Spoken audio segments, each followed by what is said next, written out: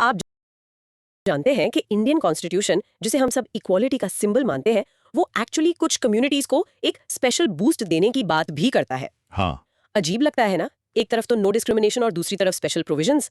तो क्या डील है? क्या कॉन्स्टिट्यूशन कंफ्यूज्ड है या इसके पीछे कोई गहरा लॉजिक है? ये एक ब्रिलियंट सवाल है और इसका जवाब है कि ये कॉन्ट्रडिक्शन नहीं है। ये एक बहुत ही डिलिबरेट डिजाइन है, बैलेंस बनाने के लिए। अच्छा। हाँ, इसको ऐसे समझो जैसे एक 400 मीटर की रेस है सर्कुलर ट्रैक पर। सारे रनर स्टार्ट करते हैं, पर जो रनर सबसे बाहरी लेन में है उसे तो ज्यादा डिस्टेंस कवर करना पड़ता है, राइट? राइट। तो रेस को फेयर बनाने के लिए हम क्या करते हैं? हम उसे एक स्टैगर्ड स्टार्ट देते हैं।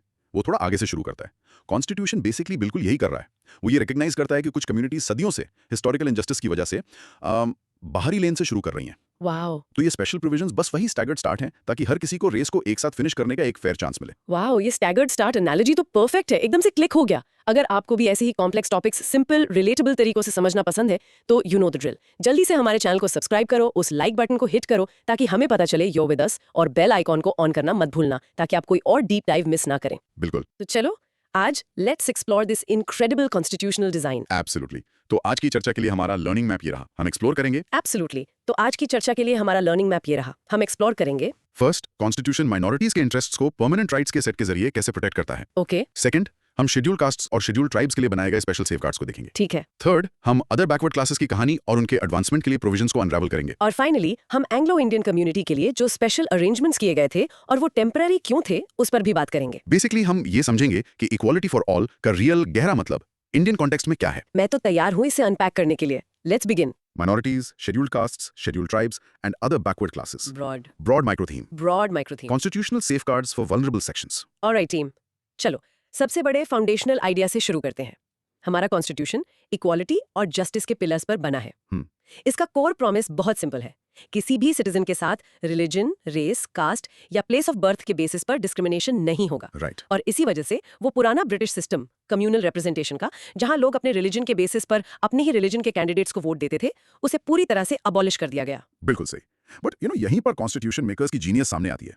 वो ये समझते थे कि अगर वो सिर्फ फॉर्मल इक्वालिटी के इस प्रिंसिपल पर रुक जाते तो ये बहुत बड़ा इंजस्टिस होता। हाँ, सही बात है। एक देश तभी सही में स्ट्रांग हो सकता है जब उसके सभी लोग सिक्योर फील करें और उन्हें प्रोग्रेस करने की अपॉर्चुनिटी मिले। उन्हें पता था कि कुछ कम्युनिटीज सोशली और इकोनॉमिकली बहुत पीछे छूट गई हैं। तो रियल सब्सटैंशियल इक्वालिटी बनाने के लिए उन्होंने एक 2 पार्ट स्ट्रैटेजी बनाई, कुछ परमानेंट सेफगार्ड्स और कुछ temporary measures. That makes sense. लेकिन मुझे याद है मैंने एक famous constitutional expert sir Ivor Jennings की क्रिटिसिज्म पढ़ी थी। उन्होंने आर्ग्यू किया था कि इंडियन फेडरल सिस्टम को बनाने में माइनॉरिटीज के क्लेम्स को कंप्लीटली डिसरिगार्ड किया गया। हमारा सोर्स मटेरियल इस पर क्या कहता है? सोर्स इस क्रिटिसिज्म को पैल्पेबली अनफेयर कहता है, मतलब साफ तौर पर गलत। अच्छा। वो 2 पावरफुल पॉइंट्स रखता है। फर्स्ट, कम्युनल रिप्रेजेंटेशन इंडिया के पॉलिटिकल फैब्रिक का कोई नेचुरल हिस्सा नहीं था। ये एक आर्टिफिशियल सिस्टम था जिसे ब्रिटिश ने मॉर्ली मिंटो रिफॉर्म्स जैसी चीजों के जरिए ग्राफ्ट किया था, डिवाइड एंड रूल के लिए।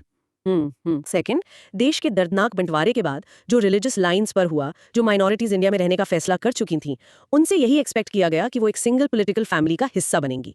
सेपरेट पॉलिटिकल ट्रीटमेंट की डिमांड को फ्रेटर्निटी और इंटेग्रिटी ऑफ द नेशन की स्पिरिट के खिलाफ देखा गया। तो आइडिया एक राष्ट्र बनाने का था, अलग अलग पॉलिटिकल साइलोज बनाने का नहीं। एंड सोर्स ये भी पॉइंट आउट करता है कि रिलीजियस रिजर्वेशन के बिना भी माइनॉरिटी कम्युनिटीज के मेंबर्स देश के हाईएस्ट ऑफिसेस तक पहुंचे हैं, president, vice president, chief justice. ये सिस्टम का एक पावरफुल टेस्टामेंट है। सही बात। चलो अब उन परमानेंट सेफगार्ड्स में डाइव करते हैं जो बनाए गए थे। ऑल राइट, हमारा पहला बड़ा चंक है माइनॉरिटीज को दी गई परमानेंट रॉक सॉलिड प्रोटेक्शंस के बारे में।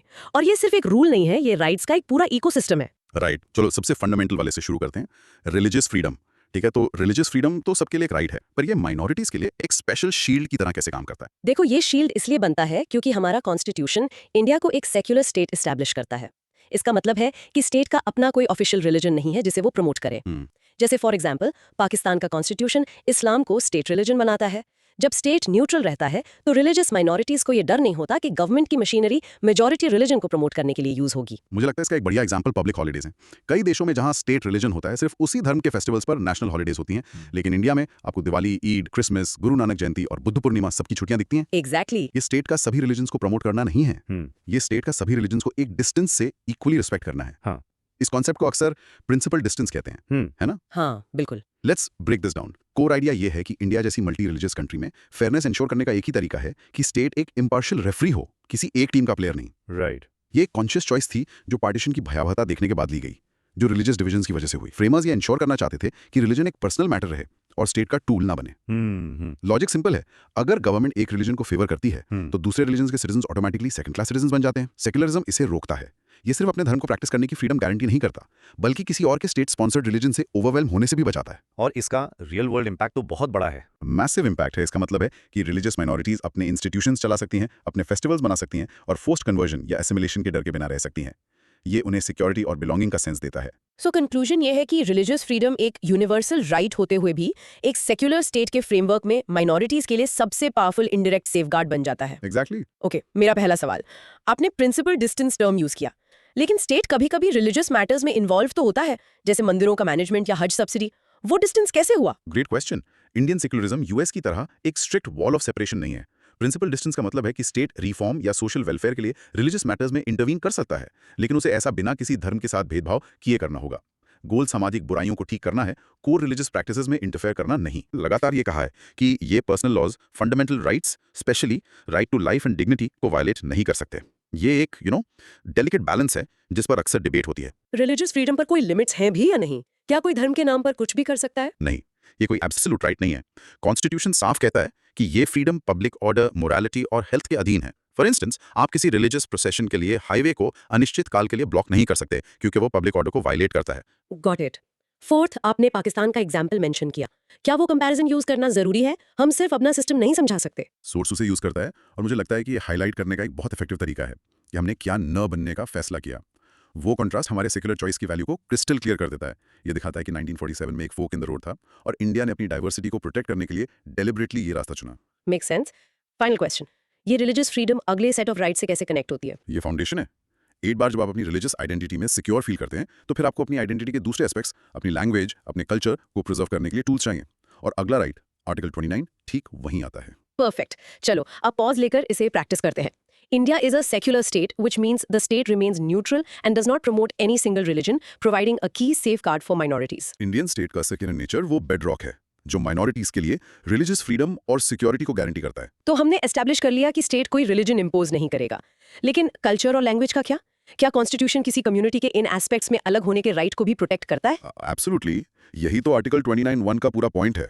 ये कहता है कि any section of the citizens having a distinct language, script और culture of its own shall have the fundamental right to conserve the same. Simple शब्दों में अगर कोई ग्रुप अपनी यूनिक लैंग्वेज, राइटिंग सिस्टम या कल्चर को बचाना चाहता है तो स्टेट उन पर मेजॉरिटी कल्चर थोप नहीं सकता।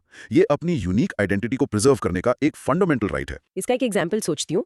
जैसे इंडिया के नॉर्थ ईस्ट में सैकड़ों ट्राइब्स हैं, हर एक की अपनी डायलेक्ट, फोक डांसेस और ट्रेडिशंस है। आर्टिकल 29(1) उनके लिए एक कॉन्स्टिट्यूशनल प्रॉमिस की तरह है कि उन्हें इंडियन माने जाने के लिए अपनी यूनिक हेरिटेज को छोड़ना नहीं पड़ेगा। Exactly. वो उसे कंजर्व कर सकते हैं और उन्हें करना भी चाहिए। उन्हें सिर्फ हिंदी या इंग्लिश बोलने या मेन स्ट्रीम कल्चरल प्रैक्टिसेस अपनाने के लिए फोर्स नहीं किया जा सकता। बहुत बढ़िया एग्जांपल। चलो इसे ब्रेक डाउन करते हैं। हाँ, ये राइट इंडिया की कल्चरल डाइवर्सिटी का दिल है। ये रिकग्नाइज करता है कि हमारा नेशन एक मोनोलिथ नहीं है। ये अलग अलग कल्चर्स और लैंग्वेजेस का एक ब्यूटीफुल मोजाइक है। ये क्रूशल था क्योंकि नॉन हिंदी स्पीकिंग स्टेट्स और माइनॉरिटी कम्युनिटीज में ये डर था कि मेजॉरिटी की लैंग्वेज और कल्चर उन पर इम्पोज की जा सकती है। ये आर्टिकल उस डर के खिलाफ एक डायरेक्ट एश्योरेंस था। राइट। इसमें कंजर्व शब्द की है। इसका मतलब सिर्फ पैसिवली प्रोटेक्ट करना नहीं है, जैसे कोई म्यूजियम पीस। इसका मतलब है अपने कल्चर को मेंटेन करने, डेवलप करने और प्रमोट करने का एक्टिव राइट। ये स्कूल्स खोलकर, लिटरेचर पब्लिश करके या कल्चरल फेस्टिवल्स होल्ड करके किया जा सकता है। और इसका रियल वर्ल्ड इम्पैक्ट क्या है? इसका इम्पैक्ट ये है कि लिंग्विस्टिक माइनॉरिटीज अपनी मदर टंग में एजुकेशन की डिमांड कर पाई हैं। फॉर एग्जाम्पल, आर्टिकल 350A, जो एक स्पेशल डायरेक्टिव है, कहता है कि स्टेट्स को लिंग्विस्टिक माइनॉरिटी ग्रुप्स के बच्चों के लिए प्राइमरी एजुकेशन उनकी मदर टंग में देने के लिए एडिक्वेट फैसिलिटीज प्रोवाइड करनी चाहिए। सो कंक्लूजन ये है कि article 29 essentially the right to be different है। ये इंश्योर करता है कि गोल असिमिलेशन नहीं, कोएग्जिस्टेंस है। Perfectly put. ओके, मेरा पहला सवाल, गवर्नमेंट हिंदी को ऑफिशियल लैंग्वेज के तौर पर प्रमोट करती है, क्या ये इस आर्टिकल की स्पिरिट को कॉन्ट्राडिक्ट नहीं करता? ये एक बहुत कॉमन सवाल है। सॉस क्लैरिफाई करता है कि हिंदी का प्रमोशन इस तरह से नहीं हो सकता कि वो आर्टिकल 29 या 30 के तहत दिए गए राइट्स को इन्फ्रिंज करें। एक बैलेंस होना चाहिए। हिंदी को एडमिनिस्ट्रेटिव यूनिटी के लिए प्रमोट किया जाता है, लेकिन इंडिया की रिच लिंग्विस्टिक डाइवर्सिटी को सप्रेस करने की कीमत पर नहीं। सेकंड आर्टिकल कहता है any section of the citizens. इसका मतलब है कि ये राइट मेजॉरिटी कम्युनिटी को भी अवेलेबल है। टेक्निकली हाँ, वर्डिंग इंक्लूसिव है, हालांकि प्रैक्टिस में माइनॉरिटी कल्चर्स और लैंग्वेजेस ही ज्यादा वल्नरेबल होती हैं और उन्हें इस प्रोटेक्शन की जरूरत होती है। एक majority culture by it's very nature आमतौर पर खत्म होने के रिस्क में नहीं होती, तो इस आर्टिकल का प्राइमरी बेनिफिशियरी और फोकस माइनॉरिटीज है। थर्ड क्वेश्चन, लैंग्वेज और स्क्रिप्ट में क्या फर्क है? आर्टिकल दोनों को मेंशन क्यों करता है? Good technical question. लैंग्वेज वो है जो बोली जाती है, जैसे पंजाबी या कोंकणी। स्क्रिप्ट लिखने का सिस्टम है, जैसे पंजाबी के लिए गुरमुखी या कोंकणी के लिए देवनागरी। कोई कम्युनिटी अपनी स्पोकन डायलेक्ट और उसे लिखने की यूनिक तरीके दोनों को प्रिजर्व करना चाहती है। आर्टिकल दोनों को प्रोटेक्ट करता है। फोर्थ, एजुकेशन का क्या? अगर कोई कम्युनिटी अपनी लैंग्वेज को कंजर्व करना चाहती है तो सबसे अच्छा तरीका है उसे अपने बच्चों को सिखाना। क्या ये राइट उन्हें स्कूल्स खोलने की पावर देता है? तुमने बिल्कुल सही ट्रांजिशन पॉइंट पकड़ा है। आर्टिकल 29 आपको अपनी कल्चर कंजर्व करने का राइट देता है, पर आप ये कैसे करोगे? आपको इंस्टीट्यूशंस चाहिए और आर्टिकल 30 ठीक यही प्रोवाइड करता है। ये आर्टिकल 29 के विजन को इंप्लीमेंट करने का प्रैक्टिकल टूल है। Got it. Final question, institutional support की बात करें तो इन आर्टिकल्स के अलावा क्या कोई ऑफिशियल बॉडी है जो माइनॉरिटीज के इंटरेस्ट का ध्यान रखती है? हाँ है। पार्लियामेंट के एक 1992 एक्ट के तहत नेशनल कमीशन फॉर माइनॉरिटीज को सेटअप किया गया था। ये एक स्टैट्यूटरी बॉडी है जो एक वॉचडॉग की तरह काम करती है। इसका काम ये मॉनिटर करना है कि माइनॉरिटीज के लिए कॉन्स्टिट्यूशनल और लीगल सेफगार्ड्स कितने अच्छे से काम कर रहे हैं और डिस्क्रिमिनेशन की स्पेसिफिक कंप्लेंट्स की जांच करना है। ग्रेट। अब पॉज करें और इसे जोर से बोलकर प्रैक्टिस करें। Article 29(1) gives every section of citizens the fundamental right to conserve their distinct language, script and culture. Article 29 एक कॉन्स्टिट्यूशनल शील्ड की तरह काम करता है जो इंडिया की इमेंस कल्चरल और लिंग्विस्टिक डाइवर्सिटी को एक सिंगल मेजॉरिटी कल्चर से डोमिनेट होने से बचाता है। ओके, तो आर्टिकल 29 कल्चर प्रोटेक्ट करने का राइट देता है और आपने अभी कहा कि आर्टिकल 30 उसे करने का टूल है। चलो आर्टिकल 30 में डाइव करते हैं। ये माइनॉरिटीज को कैसे एम्पावर करता है? आर्टिकल 31 बहुत डायरेक्ट है।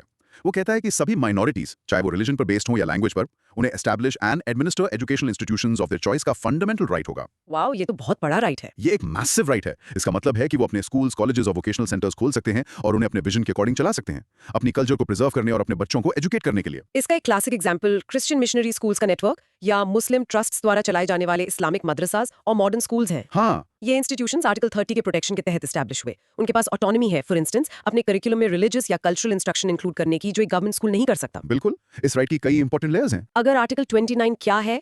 Conserve culture. तो आर्टिकल 30 कैसे है? Through your own institutions. ये माइनॉरिटीज को एजुकेशनल ऑटोनॉमी देता है। ये राइट माइनॉरिटीज के लिए एसेंशियल माना गया ताकि वो कॉन्फिडेंट फील कर सकें कि उनकी फ्यूचर जनरेशंस अपनी हेरिटेज से टच नहीं खोएंगी। एजुकेशन कल्चर को ट्रांसमिट करने का प्राइमरी व्हीकल है। सही बात है। इसमें of their choice phrase crucial है। इसका मतलब है कि माइनॉरिटीज सिर्फ एक सर्टेन टाइप का इंस्टीट्यूशन खोलने तक रिस्ट्रिक्टेड नहीं है। वो जनरल एजुकेशन के लिए स्कूल, टेक्निकल कॉलेज या थियोलॉजिकल सेमिनरी कुछ भी एस्टैब्लिश कर सकते हैं। चॉइस उनकी है। फर्दरमोर आर्टिकल 32 कहता है कि स्टेट फाइनेंशियल एड देते समय इन इंस्टीट्यूशंस के साथ डिस्क्रिमिनेट नहीं कर सकता। और इसका रियल वर्ल्ड इंपैक्ट मुझे लगता है इसे कोर्स में कई बार टेस्ट किया गया है। जिन स्कूल्स का मीडियम ऑफ इंस्ट्रक्शन इंग्लिश है, वो सिर्फ उन स्टूडेंट्स को एडमिट नहीं कर सकते जिनकी मदर टंग इंग्लिश नहीं है। सुप्रीम कोर्ट ने इसे स्ट्राइक डाउन कर दिया। क्यों? कोर्ट ने कहा कि गवर्नमेंट का ऑर्डर आर्टिकल 29(2) को वायलेट करता है, जो कहता है कि किसी भी सिटीजन को स्टेट एडेड इंस्टीट्यूशन में रिलीजन, रेस, कास्ट या लैंग्वेज के ग्राउंड्स पर एडमिशन डिनाई नहीं किया जा सकता। इस केस ने पावरफुली अफर्म किया कि एक वेल इंटेंशन स्टेट पॉलिसी भी माइनॉरिटीज के फंडामेंटल राइट्स को ओवरराइड नहीं कर सकती। ओके, पहला सवाल, एडमिनिस्टर करने के राइट का मतलब क्या ये है कि ये इंस्टीट्यूशंस गवर्नमेंट रूल से पूरी तरह फ्री हैं? वो जो चाहे कर सकते हैं? नहीं, ये एब्सोल्यूट फ्रीडम नहीं है। सुप्रीम कोर्ट ने कहा है कि state academic standards, teacher qualifications और मैल एडमिनिस्ट्रेशन को रोकने के लिए रीजनेबल रेगुलेशंस इंपोज कर सकता है, लेकिन ये रेगुलेशंस इतने इंट्रूसिव नहीं हो सकते कि वो इंस्टीट्यूशन के माइनॉरिटी कैरेक्टर को ही डिस्ट्रॉय कर दें। स्टेट रेगुलेट कर सकता है पर टेक ओवर नहीं कर सकता। सेकंड, अगर कोई माइनॉरिटी इंस्टीट्यूशन गवर्नमेंट से एड लेता है तो क्या उसे अपनी कुछ ऑटोनॉमी छोड़नी पड़ती है? ये एक क्रिटिकल पॉइंट है। सुप्रीम कोर्ट ने फेमसली कहा है, surrender of fundamental rights can not be exacted as the price of aid. Government सिर्फ ग्रांट देने की वजह से किसी इंस्टीट्यूशन को आर्टिकल 30 के तहत अपने राइट्स छोड़ने के लिए फोर्स नहीं कर सकती। एड के लिए कंडीशंस रीजनेबल होनी चाहिए और एजुकेशनल स्टैंडर्ड्स मेंटेन करने से रिलेटेड होनी चाहिए। थर्ड क्वेश्चन, क्या एक माइनॉरिटी इंस्टीट्यूशन सिर्फ अपनी कम्युनिटी के स्टूडेंट्स के लिए सीट्स रिजर्व कर सकता है? हाँ, कर सकते हैं। वो अपनी कम्युनिटी के एजुकेशनल वेलफेयर को प्रमोट करने के लिए रीजनेबल रिजर्वेशन रख सकते हैं। हालांकि स्पेशली अगर वो स्टेट एड लेते हैं तो उनसे जनरली एक्सपेक्ट किया जाता है कि वो दूसरी कम्युनिटीज के स्टूडेंट्स को भी रीजनेबल नंबर में एडमिट करें। फोर्थ, एक और प्रोविजन है, आर्टिकल 31A, एक अमेंडमेंट से जोड़ा गया था। वो क्या करता है? वो उनकी प्रॉपर्टी के लिए एक इंपॉर्टेंट सेफगार्ड है। वो कहता है कि अगर गवर्नमेंट किसी माइनॉरिटी एजुकेशनल इंस्टीट्यूशन की प्रॉपर्टी एक्वायर करती है तो कॉम्पेंसेशन अमाउंट ऐसा होना चाहिए कि वो उनका इंस्टीट्यूशन एस्टैब्लिश करने का राइट रिस्ट्रिक्ट या एब्रोगेट न करे। ये एक extra layer of financial protection है। फाइनल क्वेश्चन, जॉब्स का क्या माइनॉरिटीज को पब्लिक एम्प्लॉयमेंट में कोई स्पेशल प्रोटेक्शन है? हाँ, और वो परमानेंट सेफगार्ड्स का फाइनल पीस है। कॉन्स्टिट्यूशन का आर्टिकल 16(2) गारंटी करता है कि पब्लिक एम्प्लॉयमेंट के मामलों में किसी भी पर्सन के साथ रिलीजन, रेस या कास्ट के ग्राउंड्स पर डिस्क्रिमिनेट नहीं किया जाएगा। वैसे तो ये सभी सिटीजन्स पर लागू होता है, पर माइनॉरिटीज के लिए गवर्नमेंट जॉब्स में फेयर चांस पाने का ये एक क्रूशियल सेफगार्ड है। एक्सीलेंट। अब पॉज करें और इसे जोर से बोलकर प्रैक्टिस करें।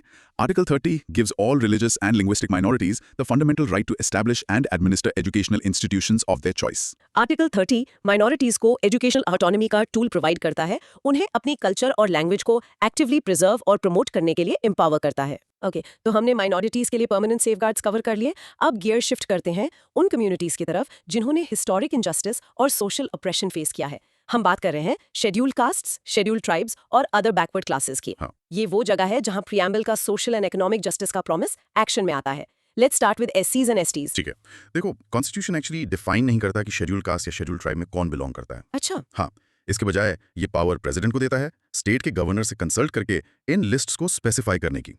इन लिस्ट्स को फिर सिर्फ पार्लियामेंट के एक्ट से ही मॉडिफाई किया जा सकता है। हमारे सोर्स में 2001 सेंसस डेटा के अकॉर्डिंग ये इंडिया की पॉपुलेशन का एक बहुत बड़ा हिस्सा है, लगभग 24.56%। और इन प्रोविजंस को एक मल्टी लेयर्ड सेफ्टी नेट की तरह सोच सकते हैं, है ना, जो सदियों के डिस्क्रिमिनेशन को अंडू करने के लिए बनाया गया है। ये सिर्फ एक चीज नहीं है, जैसे जॉब रिजर्वेशंस। बिल्कुल, ये एक कॉम्प्रिहेंसिव सिस्टम है जो प्रॉब्लम को हर एंगल से अटैक करने के लिए डिजाइन किया गया है। पॉलिटिकल, सोशल, इकोनॉमिक और cultural. Multi layered safety net ये फ्रेम करने का एक बहुत अच्छा तरीका है।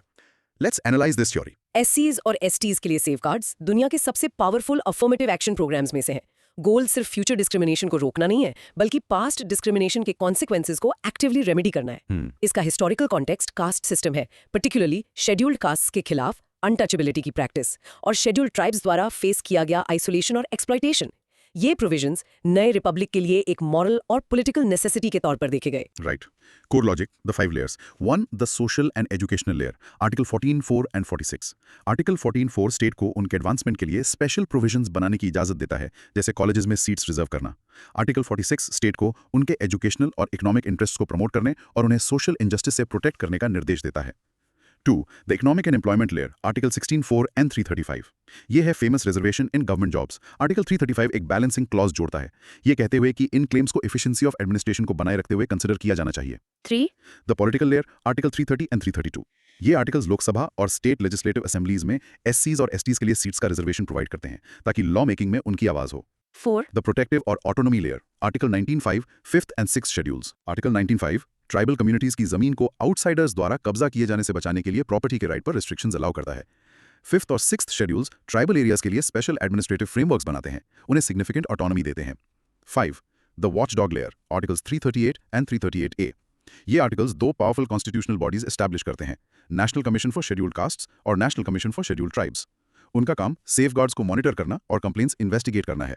और इसका रियल वर्ल्ड इम्पैक्ट, इन प्रोविजंस ने इंडिया के सोशल और पॉलिटिकल लैंडस्केप को फंडामेंटली बदल दिया है ना। हाँ बिल्कुल, इन कम्युनिटीज के मिलियंस लोगों को एजुकेशन, गवर्नमेंट जॉब्स और पॉलिटिकल पावर एक्सेस करने में इनेबल किया है। ये कोई पीसमील अप्रोच नहीं है, ये सोसाइटी के सबसे डिप्राइव्ड सेक्शंस को अपलिफ्ट और एम्पावर करने का एक होलिस्टिक कॉन्स्टिट्यूशनल कमिटमेंट है। ओके, पहला सवाल, आर्टिकल 335 में एफिशिएंसी ऑफ एडमिनिस्ट्रेशन टर्म एक लूपहोल जैसा लगता है। क्या इसे रिजर्वेशंस डिनाई करने के लिए यूज किया गया है? ये एक बैलेंसिंग एक्ट है। सुप्रीम कोर्ट ने इसे इंटरप्रेट किया है कि रिजर्वेशन क्रूशियल है, लेकिन रिजर्व पोस्ट के लिए कुछ मिनिमम क्वालिफाइंग मार्क्स सेट किए जा सकते हैं ताकि बेसिक कॉम्पिटेंस कॉम्प्रोमाइज ना हो। इसकी इंटरप्रिटेशन रिजर्वेशन पॉलिसी के सबसे डिबेटेड एस्पेक्ट्स में से एक रही है। सेकंड, आपने ट्राइबल ऑटोनॉमी के लिए 5th और 6th शेड्यूल्स का मेंशन किया, उनमें मेन डिफरेंस क्या है? 5th शेड्यूल इंडिया के कई स्टेट्स के ट्राइबल एरियाज पर लागू होता है और एक ट्राइब्स एडवाइजरी काउंसिल का प्रोविजन करता है। 6th शेड्यूल ऑटोनॉमी का एक कहीं ज्यादा पावरफुल फ्रेमवर्क है। ये स्पेसिफिकली असम, मेघालय, त्रिपुरा और मिजोरम के ट्राइबल एरियाज पर लागू होता है, जहां ऑटोनोमस डिस्ट्रिक्ट काउंसिल्स बनाई गई हैं, जिनके पास कई सब्जेक्ट्स पर अपने लॉज बनाने के पावर्स हैं। Third question, national commissions for एससीज एंड एसटीज असल में करते क्या हैं? क्या उनकी रिपोर्ट्स गवर्नमेंट पे बाइंडिंग होती हैं? उनके पास मामलों की जांच के लिए सिविल कोर्ट की पावर्स होती हैं। वो प्रेसिडेंट को एक एनुअल रिपोर्ट देते हैं, जिसे फिर पार्लियामेंट में रखा जाता है। गवर्नमेंट को बताना पड़ता है कि उसने रिकमेंडेशंस पर क्या एक्शन लिया है। तो स्ट्रिक्टली बाइंडिंग ना होते हुए भी उनकी रिपोर्ट्स का इमेंस पॉलिटिकल और मॉरल वेट होता है। फोर्थ, आपने एजुकेशन के लिए आर्टिकल 15(4) और जॉब्स के लिए 16(4) का जिक्र किया। आप फिर से डिस्टिंक्शन क्लैरिफाई कर सकते हैं? श्योर। आर्टिकल 15(4) ज्यादा ब्रॉड प्रोविजन है। ये स्टेट को एडवांसमेंट के लिए कोई भी स्पेशल प्रोविजन बनाने की इजाजत देता है, जिसमें एजुकेशनल इंस्टीट्यूशंस में रिजर्वेशन, स्कॉलरशिप्स, फी वेवर्स सब कुछ शामिल है। आर्टिकल 16(4) स्पेसिफिकली और सिर्फ पब्लिक एम्प्लॉयमेंट में पोस्ट के रिजर्वेशन के बारे में है। फाइनल क्वेश्चन, क्या ये सारे प्रोविजंस परमानेंट हैं या कुछ टेम्परेरी भी हैं? इनमें से ज्यादातर, जैसे एजुकेशनल रिजर्वेशन और नेशनल कमीशंस के प्रोविजंस, कॉन्स्टिट्यूशन के परमानेंट फीचर्स हैं। हालांकि पॉलिटिकल रिजर्वेशन वाला लेजिस्लेचर्स में सीट्स एक टेम्पररी मेजर के तौर पे डिजाइन किया गया था, जिसे टाइम टू टाइम एक्सटेंड किया गया है। ग्रेट, ये एक बड़ा टॉपिक है, सो लेट्स कंसोलिडेट, इसे प्रैक्टिस करें।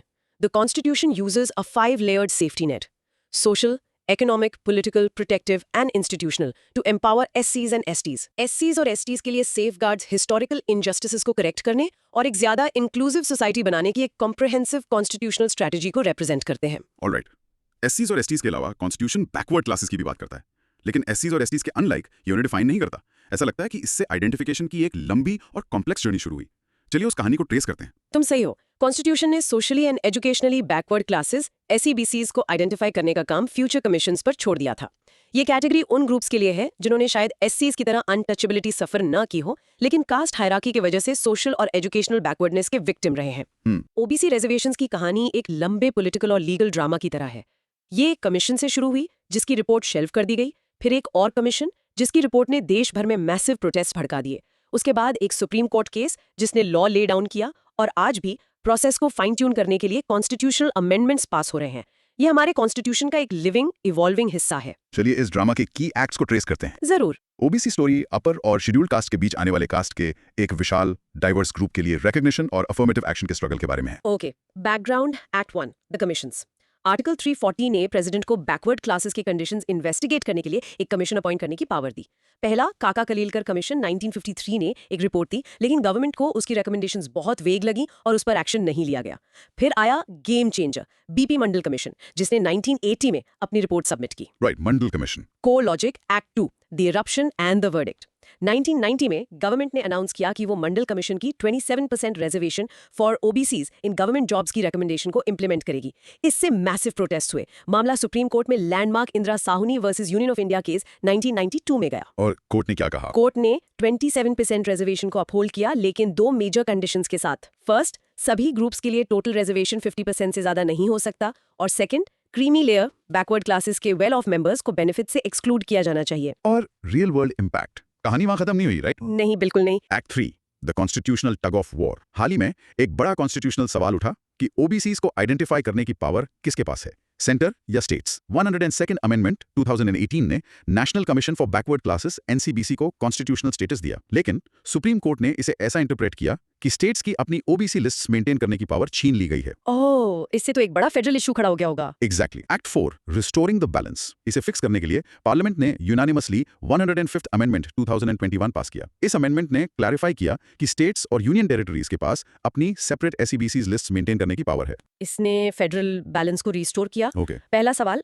ये क्रीमी लेयर कॉन्सेप्ट आखिर है क्या? इसे डिटरमिन कैसे किया जाता है? Right. Creamy layer backward caste वो मेंबर्स को रेफर करता है जो सोशली और इकोनॉमिकली एडवांस्ड हैं और जिन्हें रिजर्वेशन की बसाखी की जरूरत नहीं है. आइडिया यह है कि बेनिफिट क्लास के सबसे डिजर्विंग लोगों तक पहुंचना चाहिए. गवर्नमेंट स्पेसिफिक इनकम और स्टेटस क्राइटेरिया जैसे पेरेंट्स की government post rank, annual income set करती है क्रीमी लेयर को आइडेंटिफाई और एक्सक्लूड करने के लिए. सेकंड, आपने बताया कि national commission for backward classes NCBC को कॉन्स्टिट्यूशनल स्टेटस मिला. ये इतनी बड़ी बात क्यों है? वो पहले भी तो एग्जिस्ट करती थी. हाँ, वो एक स्टैट्यूटरी बॉडी के तौर पर एग्जिस्ट करती थी. उसे SC/ST कमीशंस की तरह कॉन्स्टिट्यूशनल स्टेटस देने से वो बहुत ज्यादा पावरफुल और इंडिपेंडेंट हो जाती है. उसकी रिकमेंडेशंस का वजन ज्यादा होता है और वो बैकवर्ड क्लासेस के राइट्स के गार्डियन के तौर पर ज्यादा इफेक्टिवली फंक्शन कर सकती है. थर्ड क्वेश्चन, मंडल कमीशन पे वापस जाते हैं. कलेलकर कमीशन की तुलना में इसकी रिपोर्ट इतनी कंट्रोवर्शियल क्यों थी? मंडल कमीशन कहीं ज्यादा डेफिनेटिव थी. उसने स्पेसिफिक कास्ट को बैकवर्ड आइडेंटिफाई किया और एक फिक्स 27% कोटा रिकमेंड किया. इससे पोटेंशियल इंपैक्ट बहुत रियल और इमीडिएट हो गया, जिससे उन लोगों का स्ट्रॉन्ग रिएक्शन आया जिन्हें लगा कि वो अपॉर्चुनिटीज खो देंगे. इसने कास्ट बेस्ड रिजर्वेशन के मुद्दे को नेशनल पॉलिटिक्स में पहले कभी नहीं की तरफ फोरफ्रंट पर ला दिया. फोर्थ, एक technical but important question. Constitution कहता है socially and educationally backward classes. क्या किसी ग्रुप का दोनों होना जरूरी है? क्या रिजर्वेशन सिर्फ इकोनॉमिकली बैकवर्ड होने पर दिया जा सकता है? सुप्रीम कोर्ट द्वारा इंटरप्रेट किए गए करंट कॉन्स्टिट्यूशनल स्कीम के अनुसार एक ग्रुप का सोशली और एजुकेशनली दोनों तरह से बैकवर्ड होना जरूरी है. कोर्ट ने सिर्फ इकोनॉमिक क्राइटेरिया पे बेस्ड रिजर्वेशंस को स्ट्राइक डाउन किया है, ये कहते हुए कि ये कॉन्स्टिट्यूशन के अफर्मेटिव एक्शन क्लॉजेस का इंटेंशन नहीं है. हिस्टोरिकल रीजंस की वजह से सोशल बैकवर्डनेस की क्राइटेरियन है. फाइनल क्वेश्चन, 105th अमेंडमेंट ने स्टेट्स की पावर रिस्टोर की. स्टेट्स के लिए अपनी OBC लिस्ट होना इतना इंपॉर्टेंट क्यों है? क्योंकि बैकवर्ड क्लासेस का कॉम्पोजिशन एक स्टेट से दूसरे स्टेट में सिग्निफिकेंटली वेरी कर सकता है. एक कम्युनिटी जो एक स्टेट में बैकवर्ड मानी जाती है हो सकता है दूसरे में ना हो. स्टेट्स को अपनी लिस्ट मेंटेन करने की इजाजत देना इंडिया के फेडरल स्ट्रक्चर को रिस्पेक्ट करता है और बैकवर्डनेस की ज्यादा एक्यूरेट और लोकलाइज्ड आइडेंटिफिकेशन अलाउ करता है. ये वाकई एक डायनामिक स्टोरी है. इसे प्रैक्टिस करते हैं टाइमलाइन को सही करने के लिए. The journey of OBC reservation moved from the Mandal commission to the Indira Sawhney judgment and recently evolved through the 102nd and 105th amendments. OBCs के लिए provisions political action, judicial review और कॉन्स्टिट्यूशनल अमेंडमेंट्स के बीच एक कंटिन्यूअस डायलॉग के जरिए evolve हुए हैं. जो सोशल जस्टिस के लिए एक डायनामिक सर्च को रिफ्लेक्ट करता है। ओके, हमारे फाइनल सेशन के लिए उन प्रोविजंस की बात करते हैं जो शुरू से ही टेम्पररी होने के लिए डिजाइन किए गए थे। इसमें एंग्लो इंडियन कम्युनिटी और SC/STs के लिए पॉलिटिकल रिजर्वेशंस आते हैं। फर्स्ट, एंग्लो इंडियन कम्युनिटी को स्पेशल प्रोविजंस क्यों मिले? एंग्लो इंडियन कम्युनिटी को उनकी पेक्यूलियर पोजीशन की वजह से स्पेशल प्रोविजंस दिए गए, जैसा कि सोर्स मटेरियल कहता है। आर्टिकल 366(2) एक एंग्लो इंडियन को एक ऐसे पर्सन के रूप में डिफाइन करता है जिसके पिता या कोई मेल एंसेस्टर यूरोपियन डिसेंट के थे, लेकिन जो इंडिया में डोमिसाइल्ड है। वो एक छोटी लेकिन डिस्टिंक्ट कम्युनिटी थी और कॉन्स्टिट्यूशन मेकर्स को लगा कि उन्हें नए इंडिया में इंटीग्रेट होने के लिए कुछ इनिशियल सपोर्ट की जरूरत है। और इसका सबसे विजिबल एग्जांपल शायद वो नॉमिनेशन था ना? हाँ बिल्कुल, प्रेसिडेंट द्वारा लोकसभा में 2 एंग्लो इंडियन मेंबर्स का नॉमिनेशन, अगर ये महसूस किया जाता कि कम्युनिटी एडिक्वेटली रिप्रेजेंटेड नहीं है। ये एक बहुत छोटी कम्युनिटी के लिए रिप्रेजेंटेशन की एक डायरेक्ट लाइन थी जो इंश्योर करती थी कि उनकी आवाज देश की हाईएस्ट लेजिस्लेटिव बॉडी में सुनी जाए। चलिए एंग्लो इंडियंस और SC/STs दोनों के लिए टेम्पररी प्रोविजंस को देखते हैं। ठीक है, इंट्रोडक्शन। टेम्पररी प्रोविजंस के पीछे आइडिया यह है कि वो एक बैसाखी है, परमानेंट फीचर नहीं। वो तब तक यूज किए जाने के लिए हैं जब तक कम्युनिटी पॉलिटिकल अरीना में अपने पैरों पर खड़ी नहीं हो जाती। एंग्लो इंडियंस के लिए प्रोविजंस में लेजिस्लेचर्स में नॉमिनेशन और एक शॉर्ट इनिशियल पीरियड के लिए सर्विसेज और एजुकेशनल ग्रांट्स में कुछ रिजर्वेशंस शामिल थे। SCs और STs के लिए main temporary provision Lok Sabha article 330 और स्टेट असेंबलीज आर्टिकल 332 में सीट्स का रिजर्वेशन था। और कोर लॉजिक क्या था? ये प्रोविजंस शुरू में सिर्फ 10 साल के लिए थे। लॉजिक ये था कि एक डेकेड के भीतर ये कम्युनिटीज पॉलिटिकली इतनी एम्पावर्ड हो जाएंगी कि उन्हें इस सपोर्ट की जरूरत नहीं रहेगी। हालांकि SCs और STs के लिए ये पीरियड हर 10 साल में एक्सटेंड किया गया है। 104th अमेंडमेंट एक्ट ऑफ 2019 ने इसे और 10 साल 2030 तक के लिए एक्सटेंड कर दिया है। और रियल वर्ल्ड इंपैक्ट मतलब जो बड़ा चेंज आया। हाँ, उसी 104th अमेंडमेंट ने कुछ हिस्टोरिक किया। उसने लोकसभा और स्टेट असेंबलीज में एंग्लो इंडियंस को नॉमिनेट करने के प्रोविजन को एक्सटेंड नहीं किया, तो जनवरी 2020 से वो प्रोविजन सीज हो गया है। वाओ, सो कंक्लूजन ये है कि ये टेम्परेरी नेचर इन एक्शन है। एक कम्युनिटी एंग्लो इंडियंस के लिए पार्लियामेंट ने डिसाइड किया कि प्रोविजन ने अपना पर्पस सर्व कर दिया है। दूसरों के लिए SCs और STs के लिए उसने डिसाइड किया कि पॉलिटिकल रिप्रेजेंटेशन की जरूरत अभी भी जारी है। एग्जैक्टली। फर्स्ट क्वेश्चन, जब हम SCs और STs के लिए रिजर्वेशन ऑफ सीट्स कहते हैं तो उसका मतलब क्या है? क्या ये पुराने सेपरेट इलेक्टोरेट्स जैसा है? बिल्कुल नहीं, ये एक क्रूशियल डिफरेंस है। सेपरेट इलेक्टोरेट्स में सिर्फ उस कम्युनिटी के मेंबर्स ही अपनी कम्युनिटी के कैंडिडेट्स को वोट देते। हमारे system joint electorates with reserve seats में उस सीट के लिए कैंडिडेट्स को रिजर्व्ड कम्युनिटी SC या ST का होना चाहिए, लेकिन उस कंस्टिट्यूएंसी में हर कोई, चाहे उनका कास्ट कुछ भी हो, उन्हें वोट देता है। ये इंश्योर करता है कि इलेक्टेड रिप्रेजेंटेटिव सभी कंस्टिट्यूएंट्स के प्रति अकाउंटेबल हो। सेकंड, SCs और STs के लिए पॉलिटिकल रिजर्वेशन बार-बार एक्सटेंड क्यों होता जा रहा है? 70 साल से ज्यादा हो गए। सक्सेसिव गवर्नमेंट्स द्वारा दिया गया ऑफिशियल रीजन ये है कि जिन सोशल और इकोनॉमिक कंडीशंस की वजह से इन कम्युनिटीज का पॉलिटिकल डिसएम्पावरमेंट हुआ, वो पूरी तरह से खत्म नहीं हुई हैं। उन्हें सही मायने में बाकी सोसाइटी के बराबर लाने का गोल एक अनफिनिश्ड प्रोजेक्ट के रूप में देखा जाता है, इसलिए इस पॉलिटिकल सेफगार्ड का एक्सटेंशन जरूरी है। थर्ड, एंग्लो इंडियन नॉमिनेशन को आखिर डिसकंटिन्यू क्यों किया गया? गवर्नमेंट की रीजनिंग क्या थी? गवर्नमेंट का व्यू था कि एंग्लो इंडियन कम्युनिटी अब वेल इंटीग्रेटेड है और अच्छा कर रही है, और अब उन्हें special political representation through nomination की जरूरत नहीं है। कम्युनिटी के खुद के इस पर डाइवर्स व्यूज हैं। कुछ को लगता है कि उन्होंने अपनी आवाज खो दी है, जबकि दूसरे इसे अपने सक्सेसफुल इंटीग्रेशन के साइन के रूप में देखते हैं। फोर्थ, एंग्लो इंडियंस के लिए दूसरे प्रोविजंस का क्या, जैसे जॉब्स और एजुकेशन में? वो तो और भी ज्यादा टेम्पररी थे।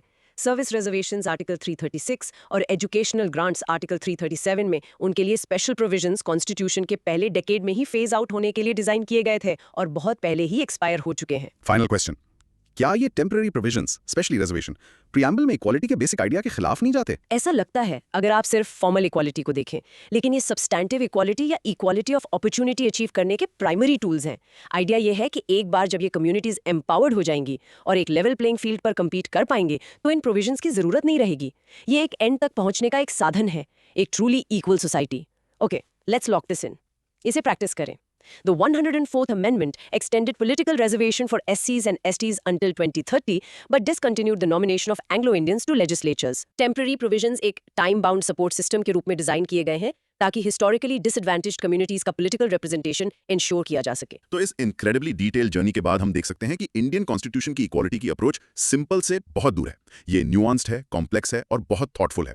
यहाँ से एक बड़ा टेकअवे क्या है? सबसे बड़ा टेकअवे ये है कि हमारे कॉन्स्टिट्यूशन का गोल फॉर्मल इक्वालिटी नहीं है, जहां लॉ सिर्फ पेपर पर सबको एक जैसा ट्रीट करता है। इसका गोल सब्सटैंशियल इक्वालिटी है, जहां लॉ एक्टिवली हिस्टोरिकल डिसएडवांटेजेस को करेक्ट करने के लिए काम करता है ताकि हर किसी को सक्सीड करने का एक जेन्युइन अपॉर्चुनिटी मिले। ये आइडेंटिटी को प्रोटेक्ट करने के लिए, परमानेंट राइट्स और एम्पावरमेंट के लिए एक पुश देने के लिए टेम्पररी मेजर्स का मिक्स यूज करता है। ये एक लिविंग डॉक्यूमेंट है जो इक्वालिटी के आइडियल को इनइक्वालिटी की रियलिटी के साथ बैलेंस करने की कोशिश करता है। That's a brilliant summary. चलो एक क्विक फाइनल रिकैप करते हैं। ब्रॉड माइक्रो थीम था constitutional safeguards for vulnerable sections. हाँ, फॉर माइनॉरिटीज। हमने देखा कि उन्हें अपनी रिलीजियस, कल्चरल और लिंग्विस्टिक आइडेंटिटी को प्रोटेक्ट करने के लिए परमानेंट फंडामेंटल राइट्स दिए गए हैं और क्रिटिकली आर्टिकल्स 29 और 30 के तहत अपने एजुकेशनल इंस्टीट्यूशंस चलाने का right. For scheduled castes and tribes. हमने कॉम्प्रिहेंसिव 5 लेयर्ड सेफ्टी नेट के बारे में सीखा जो सोशल, इकोनॉमिक, पॉलिटिकल और कल्चरल प्रोटेक्शंस को कवर करता है और हिस्टोरिकल इनजस्टिस को रिवर्स करने के लिए डिजाइन किया गया है। For other backward classes. हमने उनकी आइडेंटिफिकेशन की डायनामिक स्टोरी को ट्रेस किया, मंडल कमीशन से लेकर इंदिरा साहानी केस तक और रीसेंट कॉन्स्टिट्यूशनल अमेंडमेंट्स तक जो सेंट्रल और स्टेट पावर्स को बैलेंस करते हैं। For temporary provisions. हमने समझा कि पॉलिटिकल रिजर्वेशंस रिप्रेजेंटेशन इंश्योर करने का एक टेम्पररी मेजर है और देखा कि कैसे एंग्लो इंडियंस के लिए प्रोविजन डिसकंटिन्यू कर दिया गया जबकि ये एससीज और एसटीज के लिए जारी है। अब हमारे क्यूरियस लिसनर्स के लिए यहाँ 6 कंटेंट प्रोब्स हैं सोचने के लिए। 1. आर्टिकल 31 के तहत एक माइनॉरिटी इंस्टीट्यूशन के राइट्स आर्टिकल 29(2) में स्टूडेंट्स के लिए नॉन डिस्क्रिमिनेशन प्रिंसिपल के साथ कैसे इंटरैक्ट करते हैं, बैलेंस कहाँ है। अब हमारे क्यूरियस लिसनर्स के लिए यहाँ 6 कंटेंट प्रोब्स हैं सोचने के लिए। 2. 5th शेड्यूल के तहत शेड्यूल्ड एरियाज का कॉन्सेप्ट ट्राइबल लैंड और कल्चर को प्रोटेक्ट करने के लिए इतना क्रिटिकल क्यों है। अब हमारे क्यूरियस लिसनर्स के लिए यहाँ 6 कंटेंट प्रोब्स हैं सोचने के लिए। 3. 1990s में मंडल कमीशन की रिपोर्ट के पक्ष और विपक्ष में प्राइमरी सोशल और पॉलिटिकल आर्गुमेंट्स क्या थे। अब हमारे क्यूरियस लिसनर्स के लिए यहाँ 6 कंटेंट प्रोब्स हैं सोचने के लिए। 4.